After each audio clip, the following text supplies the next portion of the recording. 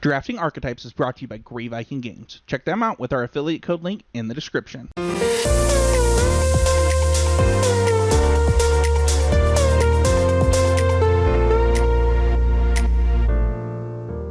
Hi everyone, this is Sam Black with Drafting Archetypes, and today I'm going to talk about white-red in Innistrad Midnight Hunt, but I'm going to talk about it from a couple different directions. Last week I talked about blue-red, and I probably made it pretty clear that I'm not very into red decks in this format. White-red, despite being the most successful red archetype in the format overall, is not an exception to that for me. I've only drafted white-red, straight white-red, twice personally. First time I drafted it, I went 2 and 3. The second time I drafted it, I went 5 and 3. So I do technically have a winning record with it overall, but those experiences didn't make me want to revisit it. I think that the deck that went 5 and 3 was one where it felt like everything was going absolutely right in the draft. The colors were wide open, and I got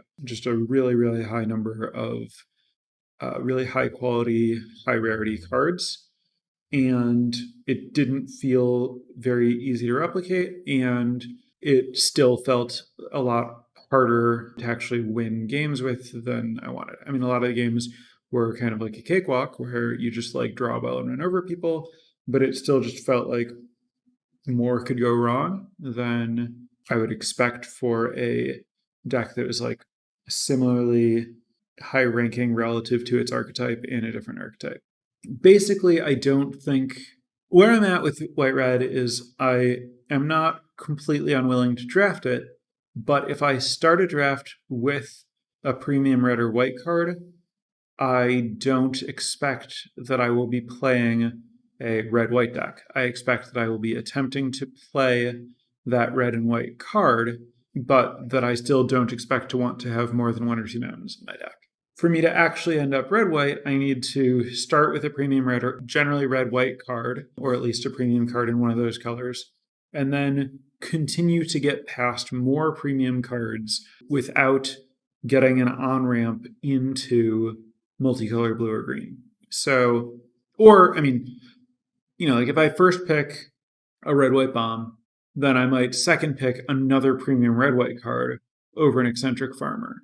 But I would still take an Eccentric Farmer over any red or white common. The best performing, incidentally, in red-white, shockingly, well, the best performing common in red-white is Neonate's Rush. Not Moonrager Slash, and not any of the premium white commons. Not Search Party Captain or Gavany Trapper or anything. It's Neonate's Rush, which I've talked a few times in previous episodes about how unusually impressive the stats for Neonate's Rush are relative to how highly people value it.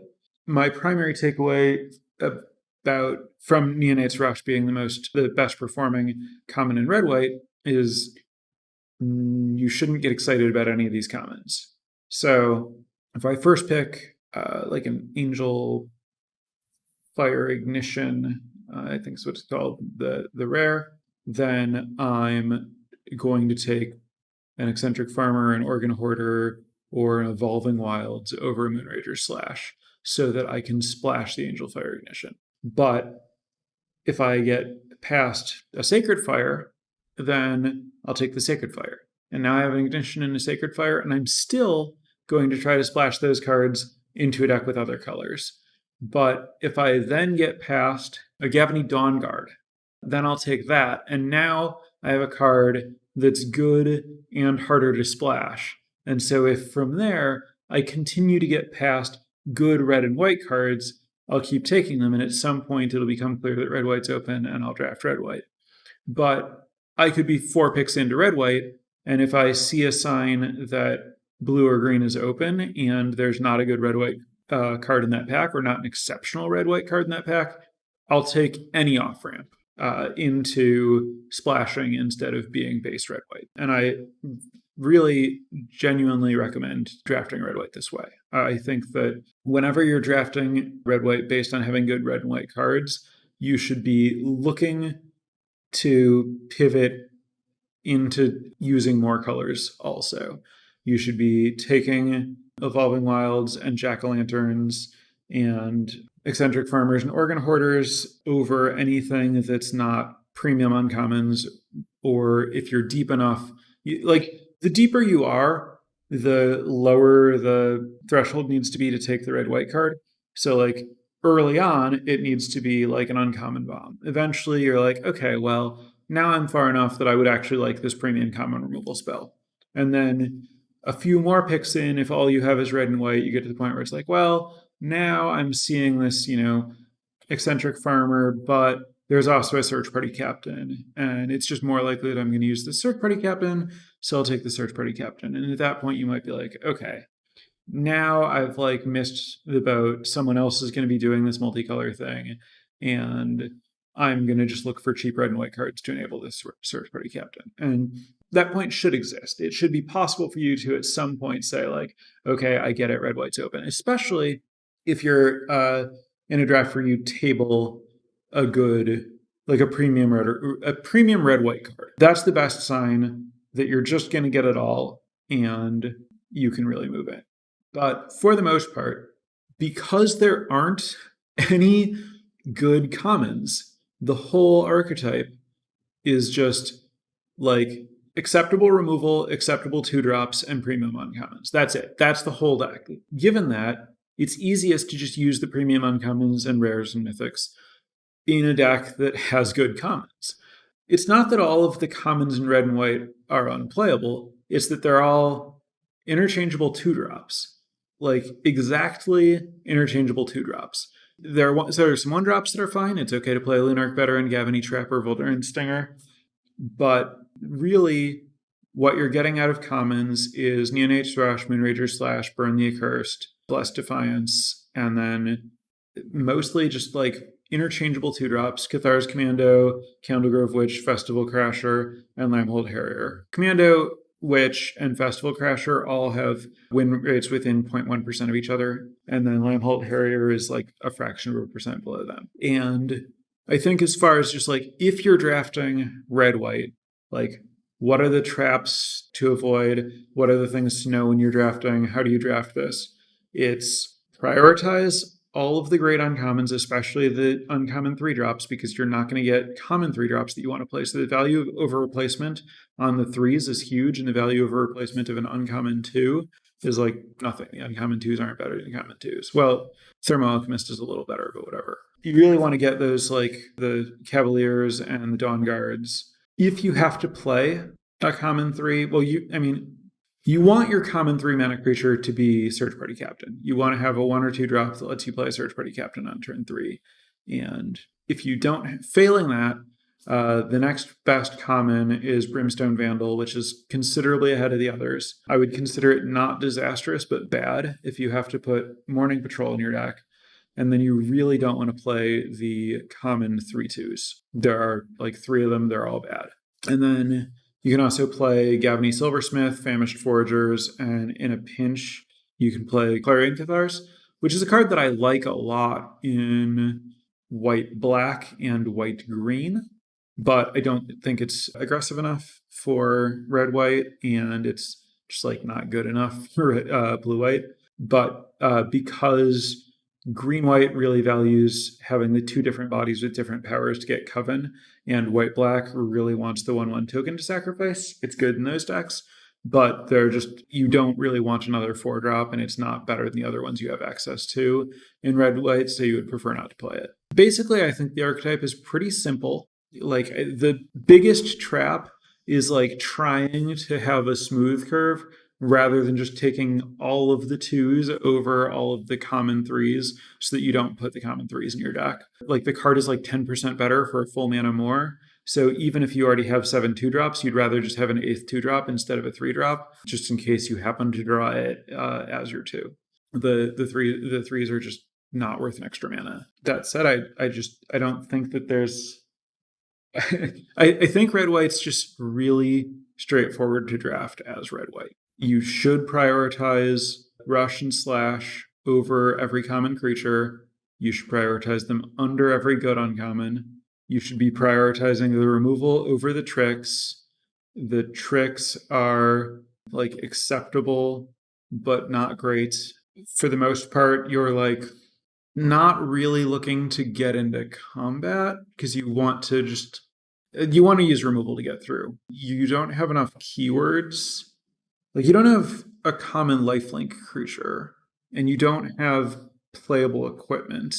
So you're not doing like what red white has been doing in previous archetypes, where you're somehow adding extra stats to creatures with keywords or like putting equipment on evasive creatures. Like you don't have very much fly. You just don't have a lot of keywords. You don't have much flying or first strike or lifelink, and so you end up just trying to have creatures that have a good rate, but your creatures don't really have a good rate. All you really have going for you is like an abundance of 2-drops, a decent amount of reach, and some removal. And then these like weird 3-mana value uncommons, which I guess this is all to say this is why I just don't really understand the draw to this archetype, because usually red white is offering you like creatures with keywords that you can use these like aggressive cards in conjunction with.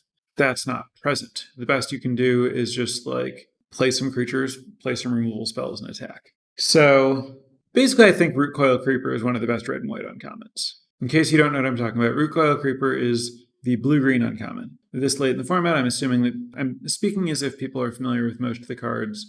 Root Coil Creeper might not be a card you're thinking about when I'm talking about red-white. So Root Coil Creeper, the blue-green 2/2 that can tap for a mana of any color and can tap for 2 mana to play things out of the graveyard and can spend a blue and a green and exile itself to get a flashback card from exile back into your hand, is really good with Angel Fire Ignition and Sacred Fire, which are two of the best reasons to put red and white cards in your deck. So a lot of the time that I draft a red or white card, it is exactly one of those two cards, because it plays well with Root Coil Creeper, and because Root Coil Creeper helps me have a mana base that can cast those cards. So basically, when I saw that red-white won the poll for this week's topic, I was really tempted to focus this whole episode on what do you do if you open a red-white card? Well, you take it and then you look for eccentric farmers. And I decided that I should acknowledge that some portion of the time you can actually draft red-white. That portion should be very small. And I do think that like if I draft Angel Fire Ignition, I'm close to 90% to have a blue or green card in my deck at the end of the draft. And probably like 80% to have both blue and green cards in my deck, assuming that the Angel Fire Ignition is in my deck. What I wanted to take the opportunity to do is to revisit blue-green a little bit, but to focus on multicolor blue-green. Because when I talked about blue-green previously, I had had good experiences with straight blue-green as a tempo deck, and I hadn't had good experiences with multicolor blue-green. Now that some time has passed, I've actually had a good number of very good experiences with multicolor blue-green, often using Angel Fire Ignition specifically. And I do think that it's really good. And I think that the key, it's very much about self-milling as a way to enable your mana by making sure that your eccentric farmers have a higher chance of having the land that you're looking for, possibly because you've already milled it with something else. Also making it more likely that you see any jack-o'-lanterns that you've drafted. You can also potentially mill past the festival, which is an acceptable playable if you're far enough into this space. And I think that I had previously been viewing Root Coil Creeper primarily as like a mana creature, but I think that like Root Coil Creeper working with flashback cards in a meaningful way is pretty real, and that is really good with like Seize the Storm, Angel Fire Ignition, and incidentally, not red or white, but Croaking Counterpart. I think that a large portion of the time it's good to draft to try to take advantage of all this stuff and to use red cards, particularly like Moonrager / Neonate's Rush and Burn the Accursed, a little bit more than I had been using them, by planning to splash them into blue and green decks. I think that because milling yourself is an effective part of fixing your mana, and that doing stuff with these flashback cards is valuable and effective, that Otherworldly Gaze and Tapping at the Window are pretty good if you're in this space. You don't want a lot of Tapping at the Windows because they're expensive. So then that leads to Electric Revelation, which is more expensive, more clunky. You want fewer of them. So like if I have a lot of graveyard stuff, then I want multiple Otherworldly Gazes. Like I can get far enough into it that I just want as many Otherworldly Gazes as I can get, because I get to the point where my whole deck is like operating out of the graveyard and it's just drawing cards. Tapping at the Window is clunky enough that I feel like I never really want more than one of them. And then Electric Revelation is clunky enough that like I've tried it recently and it has felt too slow. I think that there are spots where you can play it because you're like deep in this space and low on stuff to make sure that you don't flood out. But for the most part, you would prefer to avoid it.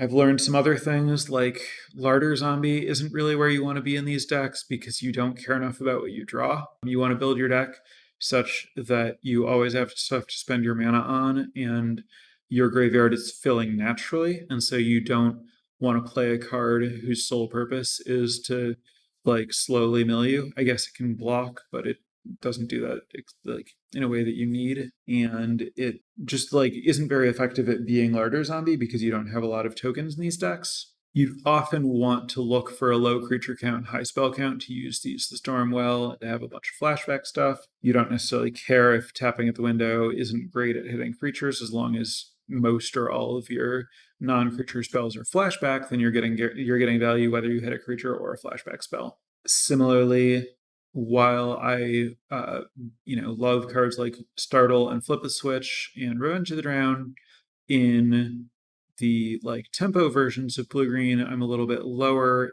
in some of the like more wild multicolor blue-green decks because I care about milling myself, and those cards aren't profitable to mill. And so I would just rather have higher density of cards that are active in the graveyard. Yeah, basically, long story short, there are two ways to approach drafting when you start with a good red or white card. But that obviously it's not that you just choose one of them when you start the draft and force that. You'll want to navigate into one of these throughout the first half of the first pack. By default, you should be looking for any excuse to branch into other colors, but if you are getting past red and white cards, you can stick with it. And what you want to do is anytime you're passing a notable red or white card of any sort, especially red card, just through the first 4 or 5 picks, just be sure to remember all of the notable red cards that you pass. And then when you see the pack's like 9th through 12th pick, that'll tell you how contested red is. And if red is at all contested, then you shouldn't fight over it, because I don't think red supports 2 drafters at a table. The reason I'm always looking to get out before then is that I want to be in a position where I'm not like committed to trying to fight over red-white if red isn't open. And if I'm tabling everything, then like the fact that I passed it didn't cost me anything because it came back to me. And now I know that it's safe to draft it, and then I can like move in and actually draft red-white through the rest of the pack. Whereas if I were to like take a Festival Crasher fourth because it's the best red and white card, I probably don't table anything that I need, and I don't know if I'm fighting somebody else. Whereas if that Festival Crasher, I take an Evolving Wilds over it and just see if it comes back. If it comes back, then I'll be happy to be in red. And if it doesn't come back, then I'm positioned to follow whatever the table tells me to do, transition out of looking for red cards, but still be in a position to take advantage of the powerful red or white card that I drafted that put me in this spot to begin with. So that is how I think you should draft red-white in this format. So let's open this up to questions from Twitch chat. If you have any questions either about kind of the process that I'm talking about, or I'm also happy to field any general questions about drafting red-white, or even multicolor decks that are, blue-green based and can include red-white. If I haven't covered them, drop them in chat. And this is when I thank my new patrons, but there are no new patrons this week. So thank you to all 100 existing patrons. Really appreciate the support. If anyone else is interested in joining and getting a shout out next week, patreon.com/draftingarchetypes. Any tips for mulliganing when going for more colors, or what's a keepable hand? Yeah, this is a little bit tricky. Obviously, you don't want to keep... the last mistake that I made was keeping a hand that only had lands of a single color. If you're playing a lot of colors, you want to make sure that your hand has a few different colors right away so that you're not looking for all of the different pieces. So you want to make sure, you don't want to keep a hand that has 2 or 3 of a single land. You want to make sure that you have at least 2, preferably 3 different land types, depending on how diverse your color situation is. If you're playing 5 colors, you probably want to have 3 different colors in your hand, unless it's oh, I'm blue-green, but I'm splashing 3 different cards or something. And that if most of your deck can be cast with blue and green, and you have a forest and island, you're probably good. But if you're more ambitious, you want to make sure that you have access to a better spread. You also want to just generally make sure that there's a card in your hand that you can cast. And then it's just all right, how many things need to go right for me to cast this? How many cards are there that I can draw that I couldn't cast? Is this hand likely to let me spend my mana, cast my spells, or not? And then secondarily, how long is this going to take to set up? Will I just die if my opponent plays a 2-drop and a 3-drop? So most of the time you're looking for, this has 2 colors of mana, 3 lands, and an Eccentric Farmer, I'm going to be good to go. Or this has 2 different colors of lands and a pumpkin and a 2-drop and a 3-drop. This will work out. It's pretty easy to get hands like that.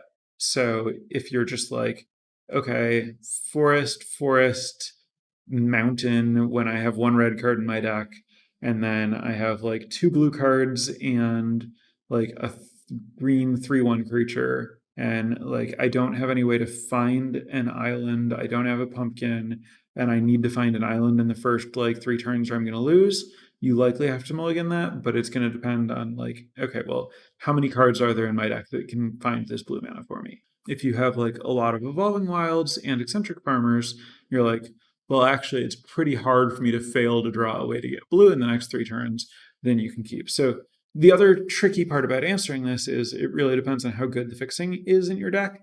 Some decks are going to have to rely more on mulliganing to fix, whereas others are just I can keep whatever, and it's almost impossible for me not to draw fixing. That is to say, it depends, but hopefully there was something in there that gave you a little bit to work with.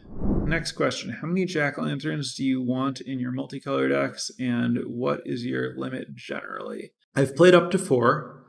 I have also played fewer than that when I've also had jack-o'-lanterns in my sideboard while playing multicolor decks. So it definitely depends on how much you're milling yourself, how good you are at discarding them if you draw them, just how greedy your mana is.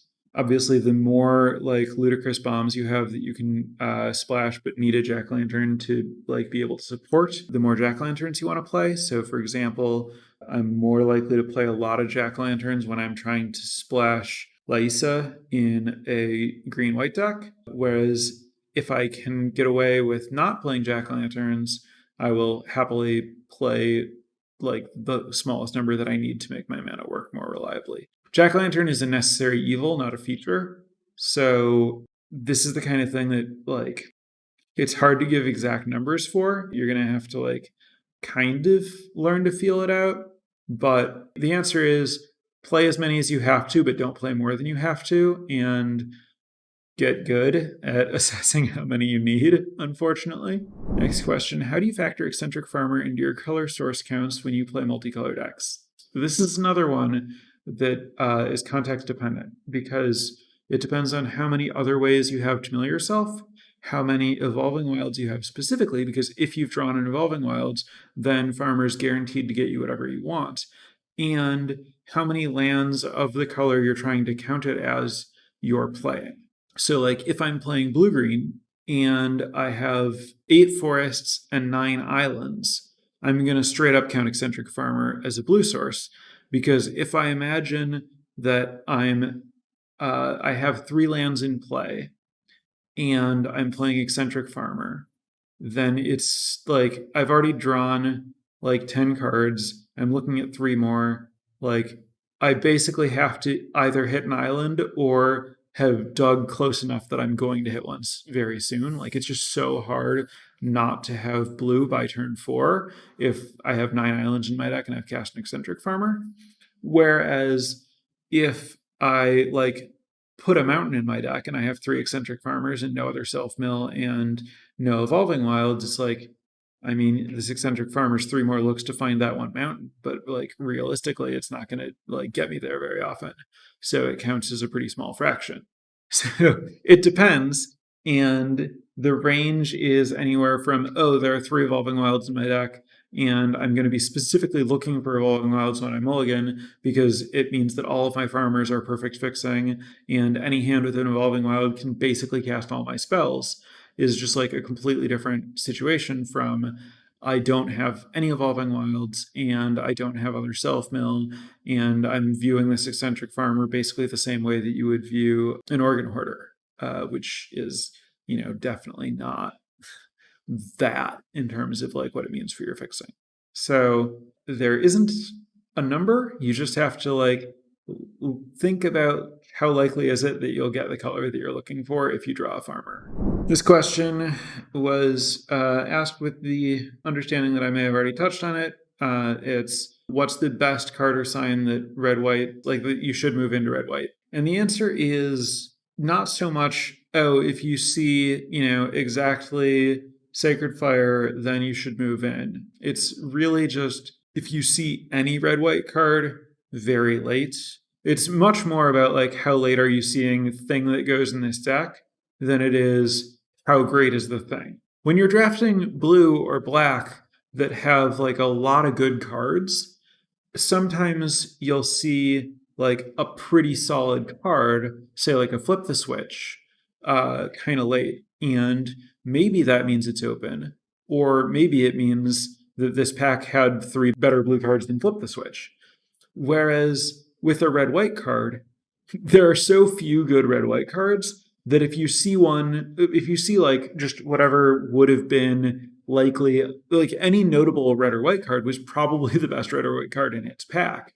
And so if you see it like 6th, even if it's like Flip the Switch quality or lower, it's like a stronger sign that no one else took red or white cards because it's more likely that it was the best card. And if all you need to know is anyone else taking these things, a weaker card can be a stronger sign that no one else is taking it. But again, you need to make sure that it's actually no one taking it. Whereas with a blue, like with Flip the Switch, you're fine if like, well, one person's fighting me for blue or 2 people are fighting me for blue. It's, is everyone in blue? Am I literally not going to see blue cards? So when the power level and the number of playables is this imbalanced, you are looking for different things. But what you're looking for is just like, are these packs going in such a way that I think that there is like at most one other person who's going to be fighting me for these cards? Is there something late that someone would have taken? If yes, great. If I'm just like not seeing a lot of stuff, like if red isn't the most prominent color toward the middle of the pack, then people are probably taking the cards too much, and I don't want a piece of it. Next up is Rem Carlos. That's the red-white rare 2/3 flyer, a card you value highly, and if so, does it push you toward aggro rather than multicolor? Yes to both. It is a good card that is much better in aggro than multicolor. I consider it not as good as the Cavalier. I think that's the name. The uncommon 3/3 3-drop trample. I think the uncommon is better than the rare. I think the uncommon is also better in slow decks than the rare is in slow decks. Like I think the rare is more aggressive and weaker, but still very good. and I'll take it, but I'm not going to take it over Premium Common. Like, I would take Organ Hoarder over Carlos. I would also take Organ Hoarder over Sunrise Cavalier. So I guess that's to say I'm not looking to first pick Rem Carlos, but Rem Carlos is basically the kind of card where, like, if I'm seeing it around fourth, I'd say that that's a pretty good sign that, at least those people are like planning to stay out. And so I'm going to get like at least half the table guaranteed. And that to me is a pretty strong sign that I should be like dipping my toes in and, likely just solidifying red white aggro if I'm in a space to do that. I'm obviously not going to like give up a good start to a different deck. So this is to say that I don't expect that I'm going to be the player to end up with Rem Carlos very often. Most of the time I'm going to see it first or second pick, and I'm going to pass it because it's not very good in multicolor decks. Whereas the red-white cards that I'm willing to take early are good in multicolor decks. And so that's why Rem Carlos is just, like, most of the time not a card that's going to get me in. Like, it's just not a card that I need to, like, know how to draft, because the answer is I pass it when I realistically expect to see it. Next question is a little bit more general, but I'll try to take it. I do think it's an interesting question. So this question is, how to approach reevaluating a set as it matures and other players start drafting it differently? For example, players learning to draft Dimir when they didn't at the start. So in this format, for the first week or two, it was very reasonable to force Dimir, and it was like most of the strongest cards, pretty easy to draft deck that was generally open enough that you could just take blue and black cards by default and it would go well. And now players generally know that the blue and black cards are good, such that I end up blue and black pretty rarely. So I do think that it's important to reevaluate, and if you're drafting frequently, to pay attention to how things are changing. I think that I have a lot of evidence at this point that Arena adjusts slowly, not at all. So, I mean, for myself right now, I've been basically seeing that the good cards are more contested. I think that people who watch me throughout different formats have probably noticed that the later in a format we get, the more likely I am to draft multicolor.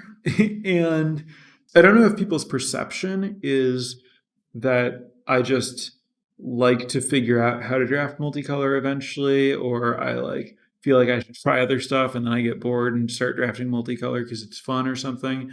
What I believe is going on early on, there's stuff that's being undervalued that I can take and exploit, like people not realizing what the good thing is. And then people start to figure out what the good thing is. And then I still like see if that's open, try to draft it if I can. But then I want to be flexible about moving out if I have to fight over it. And I don't like to give up picks if I can avoid it. So I start with the good thing that's heavily contested. And then I try to, rather than pivoting into a completely different deck, try to transition into something that can use those cards while also moving out into a space where I'm not going to have to like struggle for playables. So my personal solution to how do you reevaluate and navigate when everyone wants the same cards is to just try to draft such that I can use all the good cards that I see by prioritizing, fixing, and figuring out how to play multicolor decks. Is that actually the perfect way to adjust?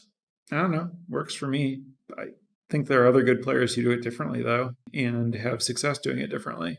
I mean, you can also just, I don't know, find something good that other people aren't doing. But my approach is generally like try to stick with the same algorithm, but have a robust enough algorithm that it has like fallbacks into how I cascade into like more open space. Like try to be here. If that's blocked, go the next step down in priority and incorporate the stuff that I had from before. A little rambly, but hopefully that was an answer to that question. Next question. So I mentioned that white-red was the highest win rate red archetype, and the question is why? Which is a great question. White's not the best color, so why is it the best to pair with red? I think that the answer is that the red and white gold cards are great. I think that's like basically the whole answer. I think red and white are both like red white isn't drafted all that much. Red and white like aren't very contested. People, as mentioned, people have learned that blue and black are like pretty good. So when you are drafting red cards, if you pair red cards with, say, blue cards, then you have a bunch of gold cards that are 2 mana flashback spells that don't really do anything most of the time. The one that looks at cards to put a card in your hand and the fork are just much, much, much weaker limited cards than Sacred Fire and Angel Fire Ignition. And Sunrise Cavalier is like way better than the Skrillex, and Rem Carlos is like a good aggro card, whereas the red, white, gold card is really bad. So when you get just like an entire infusion of like good gold cards instead of bad gold cards in a seat where like it's open and you can expect to see like 2 to 4 of those gold cards when the draft is going really well, you're going to win a lot more. I think that's just the whole answer. I think when the seat's open, the gold cards are so good that they reward you for being able to use them.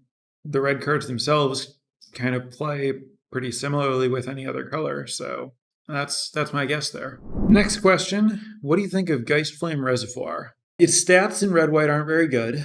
I haven't played it very much myself. I think it's slow. I have seen decks where it looked pretty good. I think that it's best in like red, black, all removal. Obviously not literally all removal, but like the more removal, the better. And I think that it's basically not good anywhere else. I think that like if you're red blue, you should have enough to spend your mana on without it. If you're red white, you shouldn't have enough spells, / you should be more aggressive. If you're red green, you should probably just drop and draft again. And if you're red black, then it's exactly what you're looking for. You're really good at buying time and you're looking for card advantage. And yeah, I think that's the place for it. Next question, how aggressively should I be taking Burn the Accursed? Is there a limit on how many you'd play in the mono true drop deck you were describing? I think that you should be taking it lower than Moonrage or Neonate's Rush and Moonrager / lower than Search Party Captain and Gavany Silversmith, but possibly over the 2-drops because they're so interchangeable. Like it's better if you have the best ones, but it doesn't matter very much. And I'd probably take it below Lunarch Veteran, but above Gavany Trapper and Voldaren Stinger. As far as a limit, if it's your only thing that costs more than 4 and you don't have too many 4s, it's probably okay to play as many as like 3 of them. Hard to imagine more than that, and you want to be careful as you start playing other expensive cards, but you don't really want to play very many other expensive cards. Next question is about the red 1-mana trick that gives +2/+2 or destroys an artifact. There are versions of the deck that are aggressive enough that they could play it. I think that I would basically only do that if I were trying to play like 15 lands and specifically looking for like a rock bottom curve and like I were very, very aggressive. For the most part, I don't think you should I think only really, really exceptional creature heavy decks that are a little low on removal and trying to have a very, very low curve and low land count want to play it. So for the most part, just don't. Next question is, do I have example decks? Not handy and not for red white. My notes that are available on Patreon do include a sketch of like the comments that I'm looking for and what kind of curve I'm expecting. That's sort of like an example. Question is about Famished Foragers. Is it a good card in these decks? Yeah, I think it's fine. I think it's like worse than Gavany Silversmith and Search Party Captain, but I think it's better than Clarion Cathars. I think that it has substantial diminishing returns because I think a lot of its strength obviously comes from its activated ability.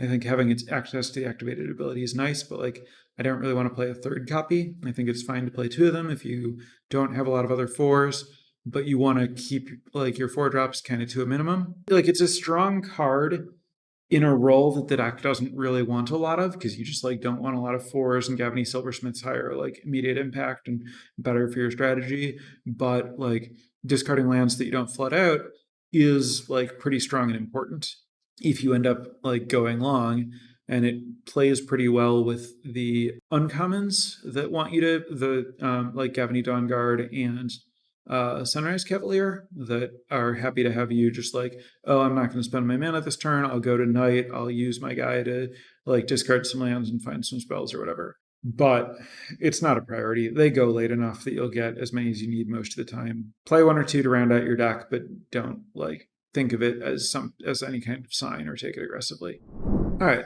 I think that's going to cover it for this week. I know this was a little bit weird in terms of like, if you want to know how to draft red white, how about don't and draft this other deck instead. But hopefully I managed to cover enough about both approaches. I know that previews for the next set are starting tomorrow at the time of recording. I'm not totally up on the exact preview schedule and when I'm going to be switching gears to looking ahead to Crimson Vow versus finishing out Midnight Hunt. I suspect next week will be Midnight Hunt again. I don't think we're going to have enough information to switch over yet, but maybe the following week we'll start looking. I don't know yet. Anyway, thanks for tuning in, and I'll be back next week.